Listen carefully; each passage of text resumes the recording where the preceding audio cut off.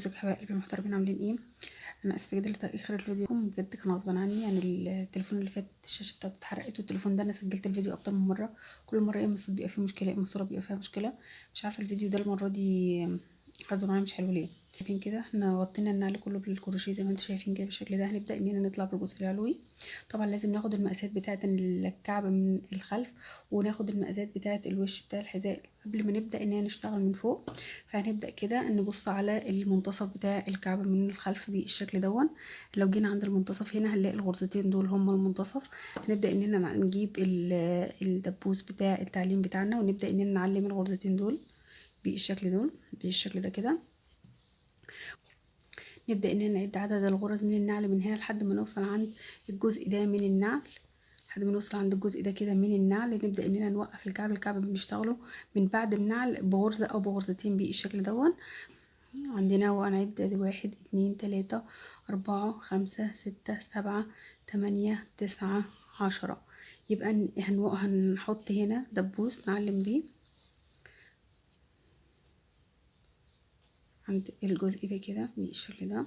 الدبابيس بتاعتنا من الجنب التاني 1 2 3 4 5 6 7 8 9 10.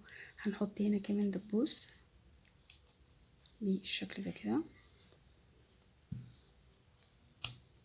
كده احنا علمنا الجزء بتاع النعل. طبعا الدبابيس بتاع المنتصف دي احنا مش هنحتاجها تاني خلاص، احنا كنا حاطينها علشان خاطر ناخد المقاس بتاع الكعب من ورا. بس لو انت حابه ان انت تخلي النعل من ورا غرزتين لونين مش لون واحد، ان حابه مثلا تخلي اللون ده ابيض واللون ده اسود، طبعا بتخلي الدبوس ده كعلامه بحيث ان انت تعرفي انت هتوقفي فين عند الجزء الابيض، تغيري اللون من اول فين. فده ما تتلخبطيش. دي هتحطيها لو انت حابه تشتغلي في الكعب لونين مش لون واحد. لكن لو انت لو انا هنا هشتغل لون واحد فخلاص الدبابيس دي كده انا مش محتاجاها هنا في الجزء ده. هنبدا اننا ناخد الجزء بتاع الوش بتاع النعل برضو عند المنتصف بتاع النعل بتاعنا. الجزء الامامي هنا عندي غرزتين اهو، هنبدا نحط دبوسين عند الغرزتين الاماميين، ونبدا اننا نشوف الوش بتاع النعل. هنسيب فتحه للوش بتاع النعل، فتحه زي الفتحه دي كده، الفتحه اللي في الشوز ديت هنا الفتحه الاماميه دي هنسيب الجزء ده طبعا مفتوح. فهنعد عدد الغرز من عند منتصف النعل لحد الجزء اللي احنا هنسيبه مفتوح زي كده. هنعد الجزء المفتوح ده ونعد 1 2 3 4 5. الجزء ده مش هنشتغله هنسيبه مفتوح، وهنعلم هنا بدبوس العلامات عندنا الناحية التانية من الشوز، وهنعد برضه 5 غرز 1 2 3 4 5، ونحط العلامة بتاعتنا اهي تمام. وناخد العرض بتاع الوش بتاع الشوز اللي هو العرض ده بتاع الوش بتاع الشوز. العرض ده بنبدأ العرض ده بنشوف هنشتغله. لو تلاحظوا هنا العرض انا موقفه الغرزه لحد النص الميله بتاعه النعل من ورا، فهنبدأ اننا نعد الغرز لحد ما نيجي عند الميل اللي من تحت، ناخد جزء من الميل هنا كده، ونبدأ اننا نعلم بيه الدبوس بتاعنا بالشكل ده. شوف احنا علمنا كده كام غرزة، 1 2 3 4 5 6 7 8 9 10. وفي الغرزة ال11 خدنا علامة. هنعد هنا برضو 11 1 2 3 4 5 6 7 8 9 10 11. هنعلم بيه الدبوس بتاعنا كده. احنا حددنا الجزء بتاع الوش بتاع الشوز والجزء بتاع النعل. طبعا الدبوسين الاماميين دول برضو مش هنحتاجهم في حاجة، هنشيلهم. باقي الدبابيس بتاعتنا طبعا هنحتاجها،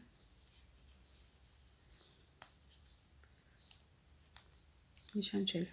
الخطوة اللي بعد كده هنبدأ اننا نشتغل في كل غرزة 3 غرزة حشو. طبعا انا حابة ابدأ من عند النعل لان انا هبدأ الجزء بتاع النعل الاول اللي هو الجزء ده من الشوز الخلفي ده، الجزء الخلفي بتاع الكعب دون اللي انا هبدأ بيه. هنجيب الخيط بتاعنا ونبدأ اننا نشيل الدبوس ده. هناخد الخيط بتاعنا نسحبه ونطلع بيه. هنبدأ نطلع بغرزة سلسلة ونشتغل 3 غرزة حشو، 1 2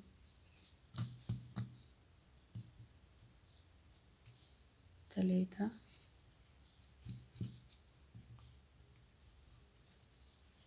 بالشكل ده. هندخل في كل غرزة من الغرز دي، كل غرزة من الغرز دي، وهنشتغل 3 غرزة حشو في كل غرزة. مش هناخد اي زيادات عند الكعب من هنا، يعني مش هنقول اللفة بتاعة الكعب الدوران بتاعه فهنزود في عدد الغرز، لا هو عدد الغرز كده كويس جدا ومش هنحتاج ان احنا ناخد اي زيادات. هندخل في كل غرزة وهنشتغل 3 غرزة حشو، 1 2 3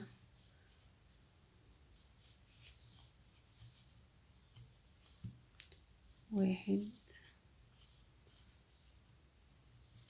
2 3 ونشتغل 3 غرزة حشو. ادي كده 1 2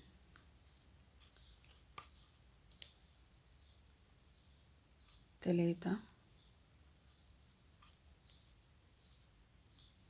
وندخل في الغرزة اللي بعديها ونشتغل 3 غرزة حشو.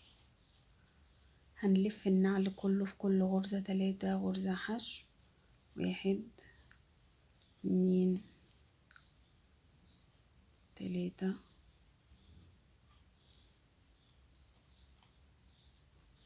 1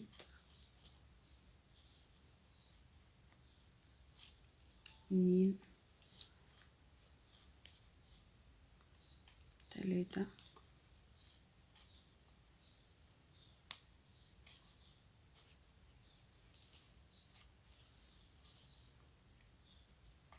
ندخل في الغرزة، ناخد الخيط نسحبه ونطلع بيه في غرزتين على الإبرة، بنطلع من الغرزتين ونشتغل في كل غرزة 3 غرزة حشو بالشكل ده.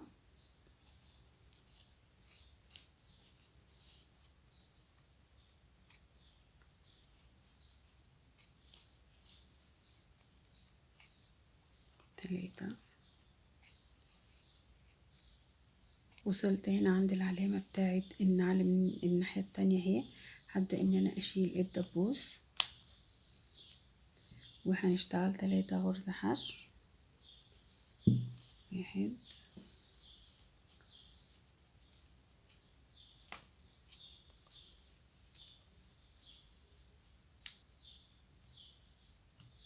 3. بعد ما اشتغل ال3 غرزة حشو هبدأ ان انا احط الدبوس تاني، عشان ده المكان اللي انا لازم اعلمه عند النعل من هنا. طبعا نقفل الدبوس بتاعنا ونبدأ نشتغل في كل غرزة 3 غرزة حشو، 3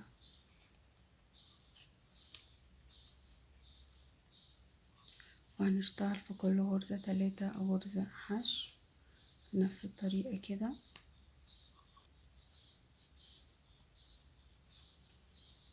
الدبوس بتاع العلامة بتاع الوش هنا من الجزء ده وقع لان انا نسيته مكنتش قافلاه. فطبعا انتوا لما تكونوا شغالين لازم تكونوا متأكدين ان كل العلامات عندكم اللي انتوا حاطينها بتاعت الدبابيس مقفولة، علشان خاطر الاماكن اللي انتوا معلمينها متوهش منكم ومتضيعش منكم.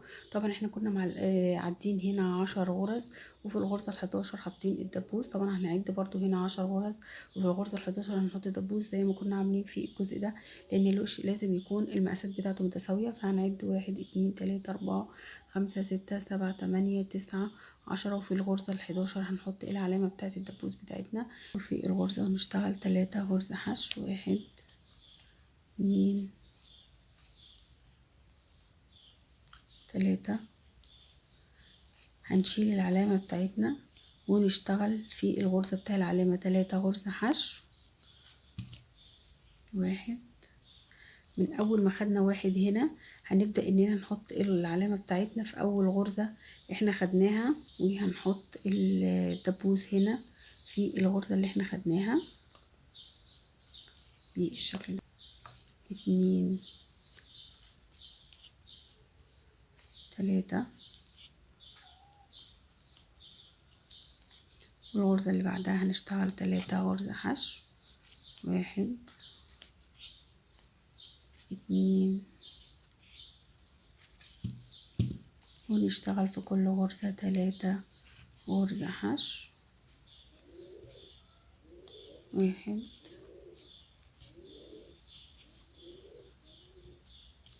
2 3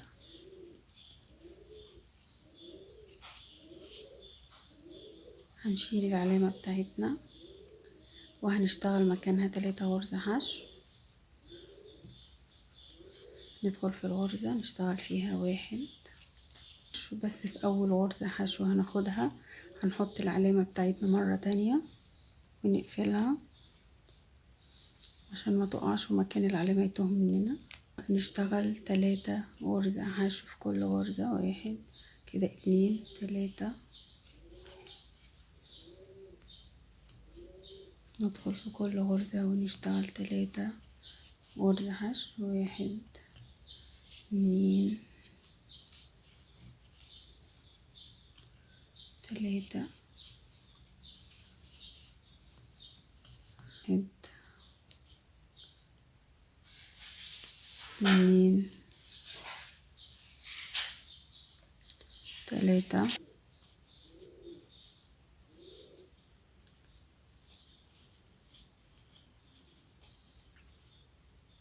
1 2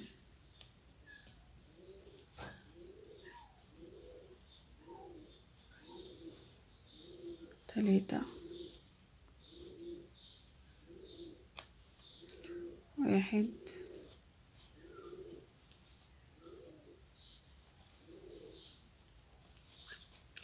2 3. ده الجزء الأمامي من الشوز. انا حبيت ان انا اوريكم ما باخدش ازيد من 3 غرز، لان في ناس بتفتكر ان عشان اللفه بتاعه النعل وبتاعه الجزء الامامي بنضطر ان احنا ناخد تزايد اكتر من 3. لا، هو 3 للنعل كله، تلف النعل كله ب3 غرزة حشو، ومش هتحتاجي ان انتي تاخدي تزايد اكتر من كده. ده بيظبط معاكي الشوز وبيخليها شيك جدا، ومش هتحتاجي ان انتي تاخدي اي تزايد تاني بعد كده. 3 1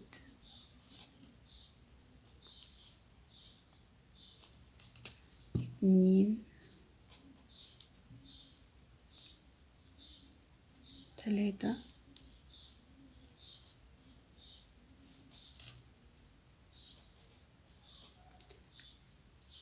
1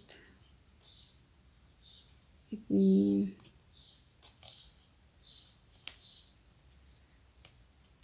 3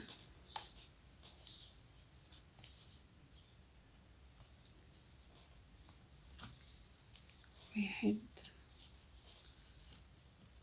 لو تلاحظوا هنا معايا الجوي مرسوم اهو على قد النعل بالظبط، ما اتناش منك لبره وما اتناش منك لجوه، معنى كده ان هو مظبوط على قد النعل بالظبط، وان التزايد اللي احنا واخدينه على مقاس النعل بالظبط، ومش هنحتاج ان احنا نزود تاني.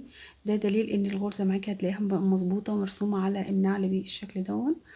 وطبعا جينا عند العلامه بتاعتنا هنبدا اننا نشيل العلامه ونشتغل مكانها 3 غرزه حشو ونحطها تاني علشان خاطر المكان اللي احنا معلمينه ما نتوهش منه.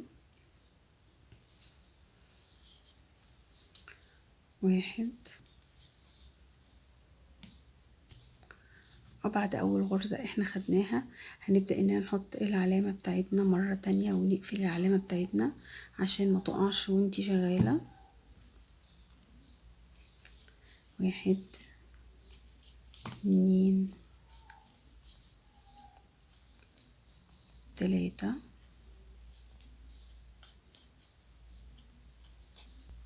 1 2 3 اشتغل 3 غرزة حشو. 1 2 3. بعد ما اوصل عند العلامة بتاعتي ببدأ ان انا افك الدبوس واشيل العلامة،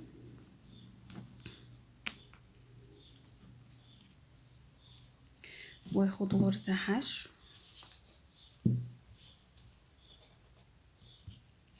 بعد اول غرزة حشو باخدها برجع احط العلامة بتاعتي تاني، وبشتغل في كل غرزة 3 غرزة حشو. كده 2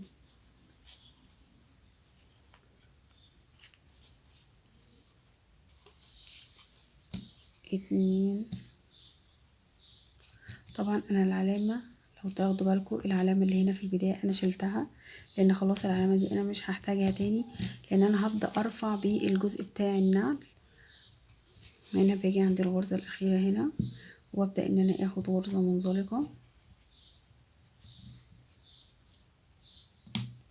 بالشكل ده، بطلع بغرزة سلسلة، بسيب الغرزة الاولانية وباجي في الغرزة التانية وباخد غرزة حشو كده.